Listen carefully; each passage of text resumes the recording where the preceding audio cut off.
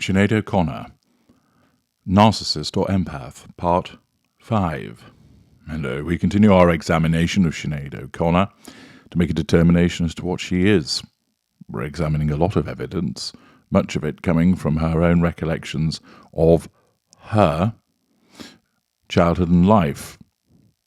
But there's also, as will come to be the case, evidence provided from other sources.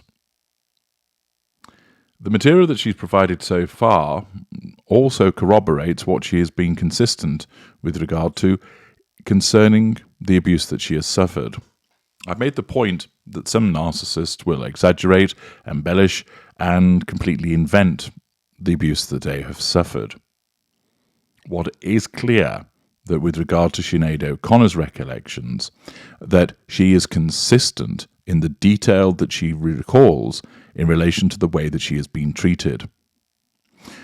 What I have seen her report in her memoir matches that which has been utilised in interviews, for instance with Dr. Phil, and also that which has appeared in various articles throughout the passage of time.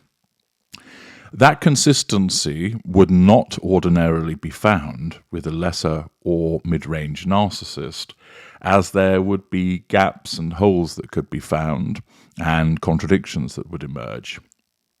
Of course, possibly an upper mid-range and certainly greater narcissist would be able to recall such events consistently, even where they have been fabricated.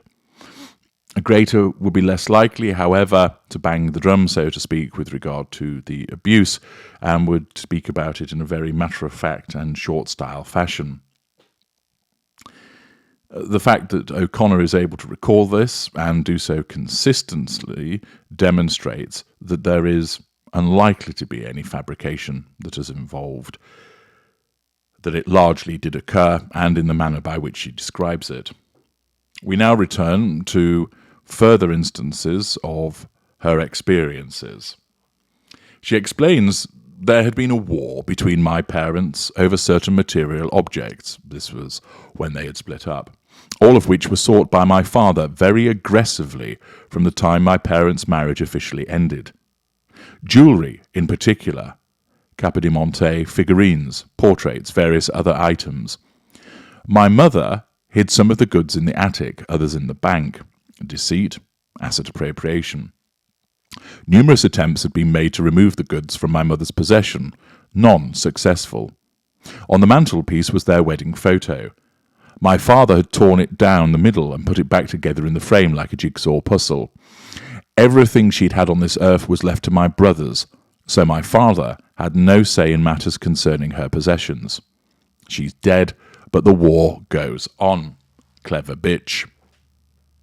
Pausing there, that's demonstrative of the way that a narcissist can have an effect from beyond the grave. She hadn't left my brothers her things because she cared about them. She'd done it to win the war. We were all only collateral to her. That's all we'd ever been.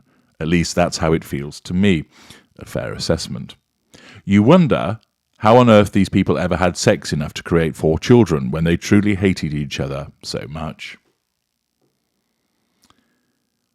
More information about the environment, but also a rather perceptive observation about the interaction between the two of them. She then continues by explaining, on another occasion, this was following her mother's death. In the church, I felt really angry when all the people came to shake our hands. This was the morning before the day of the funeral. We were sitting in the front row. We'd never seen these people when she was alive. I was angry they hadn't helped us, or her. Notice again the compassion that she exhibits towards her mother. I didn't know who half of them were, and the ones I knew made me feel angrier. They'd known. Not the details, but they'd known. And they hadn't done a thing, but came now to shake our hands and tell us how sorry they were for our loss. I was tempted to ask, which loss in particular? But I didn't want to upset my big brother Joe any more than he was already. We've more chance of actually raising our mother from the dead some Easter Sunday than ever getting back what we really lost, which is ourselves, years before now. This shows, again, her compassion for her abuser and also the consideration that's exhibited towards her brother. It also demonstrates the undercurrent of anger that she experienced, something that you have probably witnessed on a number of occasions in her adult life with some of the more controversial things that she has done.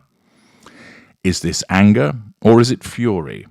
Is it an ignited fury that sits there waiting to be harnessed by her narcissism, or is it justifiable anger at the way that she has been treated? Another recollection, she explains, we had tramped the streets of Dublin together as children. Moore Street, Parnell Street. We'd go to the Kingfisher chip shop with money we'd begged from strangers by telling them we needed to buy a bus ticket home. Fact is, we were doing everything we could to avoid home. This is when we lived with our mother. Engaging in begging, of course, shows a sense of entitlement, and there's deceit by claiming that it was needed for a bus ticket home. However, it might be argued that this deceit was engaged in as a consequence of the stressor of needing to eat and to avoid being with their mother because of the way they were being treated, which reduced emotional empathy, causing them to engage in this behaviour. We did anything to stay out because only battering would happen at home. Some nights, we just rode the bus from the first stop to the last and back in the hope that mother would be asleep when we got home. We were a strange mixture. Middle-class kids with filthy clothes that had not been washed for years, begging. We were good at begging. We had to be, or we would have starved. In summer, when all the kids were happy going home, we hid our field hockey sticks at school and cried. We knew we were in for weeks of violence. The other kids expected weeks of joy, their mothers smiling. Ours was frothing at the mouth. No rescuer in sight. No respite. Only the certainty of doom. Demonstrates the way that they had learned to stay out of her way, a form of GOSO, if you will, and also the continued abuse that they were being subjected to. She then discusses the nature of her relationship with her brother. My brother Joseph and I have a similar relationship as my father and I do, in that we get along only when discussing music. Therefore, it hints at a fractious relationship with her father and also with her brother. Might that be symptomatic of repeated threats to control resulting in such a haphazard relationship? Rest of the time, my brother doesn't like me because I'm a pain in the ass and too emotional. But when we were growing up, he was my hero. I used to walk around carrying his empty guitar case so I'd look cool like him. Though he went through a phase of wanting to be a priest, he wisely became a writer instead, and wrote, in fact, one of my two favourite novels of all time, Redemption Falls. My second favourite is Mistaken by Neil Jordan. I probably spent a total of an hour with him since I was 18 and our mother died. It is hard for children of abuse to be around each other. Triggers and reminders. Plus, I lost my shit with him maybe once too often. Plus, he lost his shit with me once too often. We are bad-tempered, the O'Connors. Is this an out-there admission of the exhibition of heated fury, or is it just a candid recognition of anger? It's sad, really. We didn't get set an example of blood being thicker than water. I'm sure in our veins there's not blood, but water. Joe plays guitar. He says he doesn't play well, but he does. My sister plays harp and my younger brother plays drums. I always thought it would be brilliant to make one album together and call it Fuck the Cause. But the fights would have made Liam and Noel Gallagher seem like pussycats. He's funny, my brother Joe, pants-pissingly funny. I miss him very much. And I feel shit about myself because we are so distant. But he's still my hero, and I love him to my soul. Are these just weasel words that are being used to con the readership, or is it a genuine affection that she exhibits and regret? She then turns to an observation about another of her siblings. My little brother John is 2 years younger than me. My mother gave him a very hard time. The nights I heard him scream for mercy at her command and couldn't rescue him, have vastly contributed to my activism and my anger management problem. An interesting admission, which has legitimacy, which suggests that part of her activism is this desire to change things. Is this perhaps a reaction to feeling a threat to control and thus responding in a way which is to assist others through cognitive empathy? Or is it motivated by a real and true understanding of the pain of others through emotional empathy because of what she endured and what her siblings endured also? And this is then translated into a desire to save people, perhaps a manifestation of the saver cadra for an empath.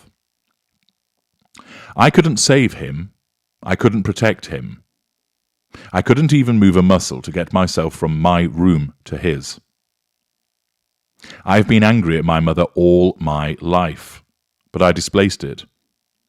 I couldn't admit it was her I was angry at, so I took it out on the world and burned nearly every bridge I ever crossed. If I could go back in time and flatten my mother or have her arrested, I would, but I can't. Neither myself nor John came out of what happened to us quite as well adjusted as my older siblings. We didn't get the same self-esteem lessons Joe and Emma had. All we got were the lessons from our mother about what a ruination of her life we were. She humiliated John in front of us, and humiliated us in front of him.